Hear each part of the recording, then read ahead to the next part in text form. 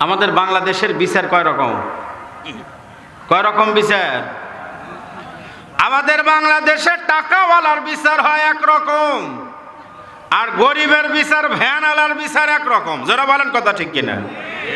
কোটিপতির ছেলে যদি অন্যায় করে তাহলে জেল জুলুম মামলা মোকদ্দমা হয় না, আর গরিবের বেটা অন্যায় করলে লক্ষ টাকা দিয়াও মুক্ত হতে পারে না।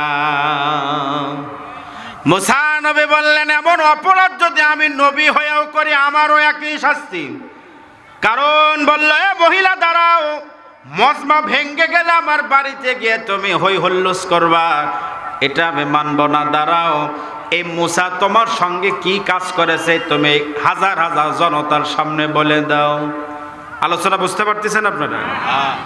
এই মহিলা কি, এই মহিলা তুমি বলো তোমার সঙ্গে কি অপরাধ, কি অন্যায় করেছে, মুসা বলো। মহিলা দাঁড়ায় গেল। মহিলা দাঁড়িয়ে বলল, ওই এলাকার জনতা শুনে নাও, এই যে এতক্ষণ পর্যন্ত মুসা নবীর যে ওয়াজ শুনলাম, এতক্ষণ পর্যন্ত মুসা নবীর ওয়াজ শুনে পাগল হয়ে গেছো।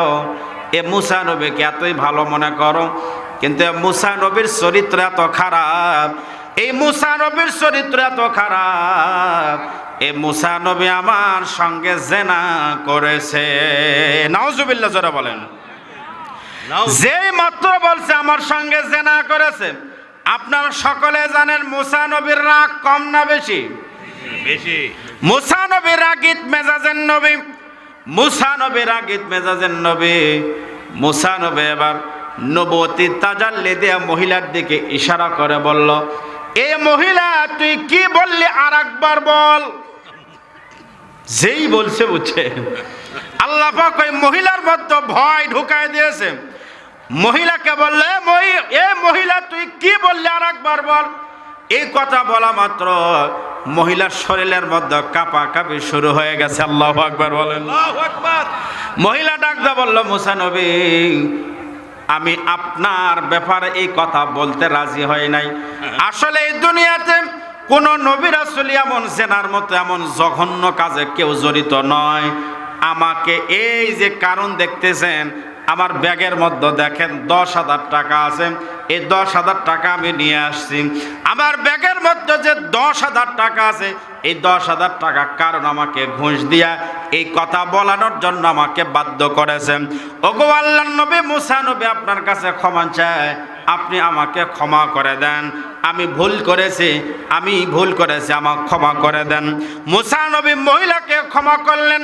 মুসা নবী আল্লাহর কাছে বললেন, আল্লাহ আপনি আমাকে পাওয়ার দেন। আমাকে আপনি কি দেন? পাওয়ার না হলে বলেন তো, হুজুরদের কিছু পাওয়ারের দরকার আছে না নাই?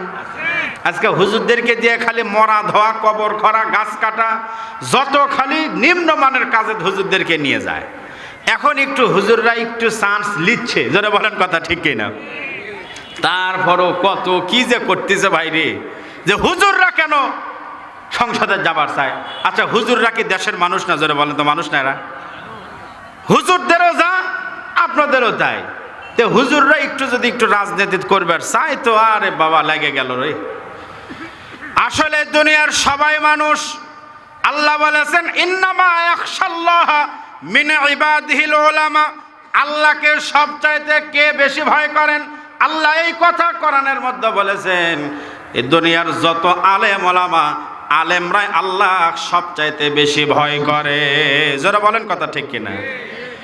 সম্মানিত ভাইয়েরা আমার, এই কথা মুসা নবী আল্লাহ বললেন, আল্লাহ আপনি আমাকে পাওয়ার দেন, এই কারণকে আমি শেষ করব। আল্লাহ রব্বুল আলামিন কারণকে পাওয়ার দিল। এবার আল্লাহ রব্বুল আলামিন মুসা নবীকে পাওয়ার দিলেন। মুসা নবী পাওয়ার পাইলেন। মুসা নবী জমিনকে লক্ষ্য করে বলল, ইয়া আরদ খুজি কারণ, হে জমিন কারণকে ধর, হে জমিন কারণে ধর। যেই মাত্র বলেছে জমিন কারণে ধর, সঙ্গে সঙ্গে কারণের টাকনো পর্যন্ত মাটির নিচে ডেবে গেছে। আল্লাহু আকবার বলেন। যেই বলেছে ধর, সঙ্গে সঙ্গে সঙ্গে সঙ্গে যখন পায়ের টাকনো পর্যন্ত মাটির নিচে, ও চিন্তা করলো টাকনো সহ যদি মাটির নিচে যায়, আমার ডানে বামে বহু লোক আছে, এরা যদি সহযোগিতা করে তাহলে আমি উঠে যাব, তাহলে আমি দাঁড়িয়ে যাব। কিন্তু কেউ সহযোগিতা করলো না। মুসা নবী আবার বললেন, ইয়া আরদ খুজি কারণ, হে জমিন কারণকে ধর। এবার কারণের পায়ের হিঁটু পর্যন্ত মাটির নিচে গেড়ে গেছে। আল্লাহু আকবার জোরে বলেন। কারণ দেখতেছে কি ব্যাপার, আমি তো শুধু মাটির নিচে যাই। কারণ মুসা নবীকে বলল, মুসা আমার সঙ্গে ফাজলামি করো না, আমাকে এইভাবে মাটির নিচে ডাবায় দাও না, আমাকে একটু উপরে উঠাও। মুসা নবী বলতেছে, উঠাবো না কি করবো, দাঁড়া আর একটু সময় যায়। প্রথমে গেল টাকনো, এরপরে গেল হিঁটু পর্যন্ত। এরপরে মুসা নবী মাটিকে লক্ষ্য করে বলল, ধর, এবার কারণকে ধর। এবার কারণের মাঞ্জা পর্যন্ত যখন মাটির নিচে গেড়ে গেছে, কারণ দেখলো কি ব্যাপার, আমি তো একের পর এক খালি নিচের দিকে যাই। মুসার কাছে এতবার ক্ষমা চাইলাম, মুসা তো ক্ষমা করে না, চোখের পানি ছেড়ে দিয়ে কান্দে। কিন্তু মুসা নবী গরব মেজাজের নবী, মুসা নবী আর কান্দনে মুসা নবীর অন্তর নরম হয় না। মুসা নবীর অন্তর নরম হয় না।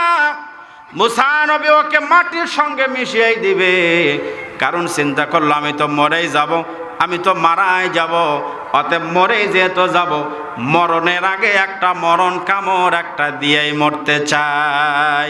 মরেই তো যাব, তাহলে মরার আগে একটা মরণ কামড় দিয়েই মরব। যেহেতু আমাকে মুসা কোনোভাবেই ক্ষমা করবে না, করতেছে না, মরণ কামড় কি কারণ ডাকতে বলল, হে মুসা, আমি বুঝতে পারছি আমি তোমার কাছে চোখের পানি ছেড়ে দিয়ে কতবার ক্ষমা চাইলাম, এরপরও তুমি আমাকে ক্ষমা করতেছ না। আর কারণ হলো, আমার যত সম্পদ আছে এই সম্পদ তোমার আর তোমার আল্লাহর চোখ পড়ছে সম্পদের উপর। নাউজুবিল্লাহ বলেন। আমার এই সম্পত্তির উপর তোমার আর তোমার আল্লাহর লোভ হয়েছে, যার কারণে আমাকে মাটির সঙ্গে মিশা দিয়া আমার সম্পদ তুমি আর তোমার আল্লাহ মিলা বন্টন করে নিবা। নাউজুবিল্লাহ জোরে বলেন। এই কথা বলার পরে মুসা নবীর রাগ বাড়বে না কমবে? আরো বেড়ে গেছে। মুসা নবী আল্লাহ বললেন, আল্লাহ, ওগো আল্লাহ, এই কারণ যে কথা বলেছে আল্লাহ, আমার আর তোমার নাকি ওর সম্পত্তির উপর লোভ হয়েছে। আল্লাহ, আমি এই কারণের অভিশপ্ত সম্পদ আমি চাই না। শুধু কারণকে মাটির নিচে নয়, আপনি কারণের সম্পদ সহ মাটির নিচে আপনি ডাবায়া দেন। আল্লাহু আকবার জোরে বলেন। আল্লাহু আকবার। লিল্লাহি তাকবীর। আল্লাহু আকবার। লিল্লাহি তাকবীর। আল্লাহু আকবার। উদান দিদি আগমন। উদান দিদি আগমন। স্বাগত। ওবাবাড়ির পক্ষ থেকে সম্মানিত ভাইরা আমার, কারণ এইবার শুধু তো যাইতো নিচের দিকে নিজে, কিন্তু যখন নিচের দিকে যাচ্ছে, এইবার যখন আল্লাহ রাব্বুল আলামিনের কাছে বললেন, আল্লাহ কারণের সম্পদ সহ নিচে ঢুকিয়ে দেন। কারণ নিচে যায়, সাথে তার যত গোডাউন ছিল, যত অর্থ সম্পদ, মণি মুক্তা, বাড়ি গাড়ি যা ছিল, কারণও যায়, সম্পত্তিও মাটির নিচে যায়। তাহলে একটাবার চিন্তা করেন, এই সম্পদ আল্লাহ মানুষকে দেয়, দিয়ে আল্লাহ পাক পরীক্ষা করেন। যারা বলেন কথা ঠিক কিনা? আল্লাহ নবী বলেছেন, ইদা মাতাল ইনসান ইনকাতা আনহু আমালুহু, মানুষ যখন মারা যায় তখন তার সমস্ত রাস্তা বন্ধ হয়ে যায়, সওয়াবের সমস্ত রাস্তা বন্ধ হয়ে যায়, ইল্লা মিন সালাসা, কিন্তু তিনটা জায়গা খোলা থাকে। কয়টা জায়গা? কয়টা জায়গা ভাই? তিনটা জায়গা খোলা থাকে। এক নম্বর হলো, এক নম্বর ইল্লা মিন সাদাকাতিন জারিয়া, এক নম্বর হলো সদকায়ে জারিয়া।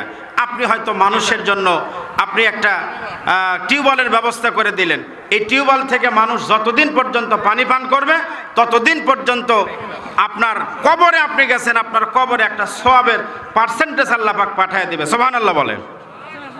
এরপরে আপনি মসজিদের জন্য একটা ইট দিয়েছেন, আপনি এই যে একটা ইট দিলেন, ওই ইটে যতদিন পর্যন্ত মসজিদের সঙ্গে থাকবে ততদিন পর্যন্ত আপনি কবরে যাবেন, কিন্তু কবরে গেলে ওই ইটের একটা যে সব আপনি কবরে শুয়ে শুয়ে পাইতেই থাকবেন। আল্লাহু আকবার বলেন। এই জন্য তিনটা জিনিস মৃত্যুর সময় চিন্তা করবেন, আমি কি কি রেখে গেলাম। তাহলে 1 নম্বর হলো সদকায়ে জারিয়া, 2 নম্বর হলো আও ইলমিন ইউনতাফাউ বিহি, এমন এলেম যার মাধ্যমে মানুষ উপকৃত হয়। আপনি একজনকে, আমি যা জানি ভালো জিনিস আপনাকে জানাইলাম, আপনাকে আমি সূরা ফাতিহা শেখাইলাম, আপনি এটা আরেকজনকে শেখাইলেন, ও আবার আরেকজনকে শেখাই দিল। এইভাবে কিয়ামত পর্যন্ত যতজন শিখবে এর একটা সওয়াব আপনার কবরে আল্লাহ পাক পৌঁছায় দেবে। সুবহানাল্লাহ বলেন। 3 নাম্বার আওয়ালাদিন সালিহিন ইয়াদউ লাহু, নেককার একটা সন্তান যদি আপনি দুনিয়াতে রেখে যান। কি সন্তান ভাইরা আমার? নেককার সন্তান যদি আপনি রেখে যান, এই সন্তান যদি আপনার জন্য দোয়া করে। আজকে আমাদের সমাজে অনেক সন্তান আছে, আরে বাপ মারা যায়, মা মারা যায়, কিন্তু সন্তান এত ব্যস্ততা দোয়া করার মতন সময় পায় না। জোরে বলেন কথা ঠিক কিনা? এই জন্য মা বাবার জন্য আমাদের সকলের দোয়া করার দরকার আছে না নাই? এই যে বড় ভাই আমাদের পাশে বসে আছেন, আমরা তো কাহালু নন্দীগ্রামের মানুষ, আমরা আলহামদুলিল্লাহ, বিশেষ করে নন্দীগ্রামের এমপি মহোদয় আমার পরিচিত। আমি আলহামদুলিল্লাহ বেগম খালেদা জিয়া যখন অসুস্থ ছিল, আমার একটা দোয়া ভাইরাল, ওইটাতে প্রায় কয়েক লক্ষ মানুষ দেখেছে। তো দেখেন, মানুষ মানুষের জন্য কখন দোয়া করে? আপনি যখন মানুষের জন্য ভালো কিছু করবেন, তখন আপনার জন্য আপনার নিজের সন্তান হওয়া লাগবে না। আপনি নেতা হিসাবে মানুষের ভালোর জন্য কাজ করুন, আপনি দুনিয়া থেকে যাবেন, কিন্তু জনগণ যতদিন পর্যন্ত আপনার মাধ্যমে উপকৃত হতে থাকবে আপনি দুনিয়ায় থাকবেন না, কিন্তু মানুষ আপনাকে অন্তর দিয়ে ভালোবেসে যতদিন বাঁচবে আপনার জন্য দোয়া করবে। জোরে বলেন কথা ঠিক কিনা? এই জন্য ভাইরা আমার, এই 3টা জিনিস। 1 নম্বর সদকায়ে জারিয়া। আমি এই মসজিদে গেছি এশারের নামাজ পড়ার জন্য, যাওয়ার পরে অবস্থা দেখলাম মসজিদের সামনের অংশ খুবই ভালো, কিন্তু সমস্যা হলো, আচ্ছা আমাকে এই মসজিদের এক সম্ভবত উনি সেক্রেটারি না, আব্দুর রশিদ সাহেব, কেশিয়ার সাহেব, উনি বলল, হুজুর আপনি একটু জনগণকে বলবেন যে কার কার এরকম আছে, বাড়ি আছে কিন্তু ঘর আছে কিন্তু দরজা নাই, এরকম কেউ থাকলে একটু হাত তুলতে বলেন তো। আচ্ছা, আপনাদের ঘর আছে দরজা নাই, এরকম লোক কি আপনারা আছেন? আমার মনে হয় নাই। কিন্তু এই আল্লাহর ঘর মসজিদে দেখলাম আলহামদুলিল্লাহ সামনের অংশ খুবই ভালো, কিন্তু যেটা দিয়ে মানুষ প্রবেশ করবে এরকম দরজা 3টার ভিতরে 2টা দেখলাম টিন দিয়ে বন্ধ করা, আর একটা দরজা খোলা। সামনের বারান্দার অবস্থা খারাপ, অজুখানা তো নাই বললেই চলে, বাথরুম নাই, পেশাবখানা নাই। এই মসজিদের জন্য আপনাদের কাছে আমি আজকের মাহফিলের প্রধান অতিথিকে বসে নিয়েই আপনাদের কাছে অল্প সময়, এই মসজিদের জন্য আল্লাহর কোনো বান্দা যদি থাকেন, এই মসজিদ এক সময় ছিল টিনের মসজিদ, সেখান থেকে আজকের এত সুন্দর একটা মসজিদ হয়েছে। একটা দরজার জন্য আপনার সদকায়ে জারিয়া, এখানে একটা দরজা দিলে যতদিন দরজা থাকবে ততদিন আপনার কবরে আপনি থাকবেন না, আপনি চলে যাবেন, আপনি কবরে যাবেন, কিন্তু যতদিন এই দরজা দিয়ে মানুষ যাওয়া আসা করবে ততদিন আপনার কবরে আল্লাহ পাক অটো সওয়াব আল্লাহ পৌঁছায় দিবে। আল্লাহু আকবার জোরে বলেন। এই মসজিদের জন্য আল্লাহর কোন বান্দা আছেন 2টা দরজা লাগবে, তাই না হাজী সাহেব? এই 2টা দরজা আনুমানিক কত করে টাকা লাগতে পারে? 20 থেকে 30 হাজার টাকা। আমার আশেপাশে অনেক গণ্যমান্য অনেক ব্যক্তিরাই আছেন, এরকম কেউ আছেন, হুজুর আমি ইনশাল্লাহ মসজিদের জন্য 2টা দরজা, আমি ইনশাল্লাহ একটা দরজা দিব, 3টা দরজার একটা তো হয়েই গেছে, আর 2টা দরজা লাগে। এই 2টা দরজার কেউ আছেন, হুজুর আমি একটা ইনশাল্লাহ যা খরচ হয় আমি একটা দরজার দায়িত্ব নিলাম, আমি ইনশাল্লাহ দরজা লাগাই দিব। এই মসজিদ কিয়ামত পর্যন্ত থাকবে, আপনি আমার কোনো গ্যারান্টি নাই, এই মসজিদের গ্যারান্টি আছে না নাই? আমি আপনি থাকবো না, মসজিদ থাকবে।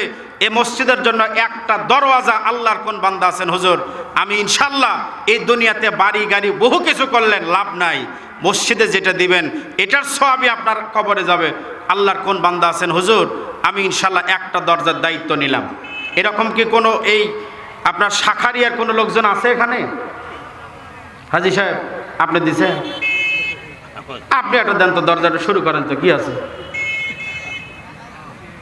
এই হাজী সাহেবের দেওয়ার মতো সামর্থ্য আছে না নাই? 2টা দরজার ভিতরে একটা দরজা হাজী সাহেবের দায়িত্ব দিই, যদি হাজী সাহেব সম্মতি দেয়। আবার আজকের সভাপতি, মসজিদেরও সভাপতি, আজকের মাহফিলের সভাপতি হিসেবে 2 সভাপতি হিসেবে 2টা দেওয়া লাগে, কি বলেন আপনারা? মসজিদের সভাপতি হিসাবে একটা, আর মাহফিলের সভাপতি হিসাবে আরেকটা। কিন্তু এই দুটো আমি বাদ দিয়ে একটা দরজা কমপক্ষে উনি দেখ, তারপর আরেকটা ইনশাল্লাহ দেখা যাক কি হয়। কি বলেন আপনারা? একটার ইনশাল্লাহ শুধু দায়িত্ব লিখ।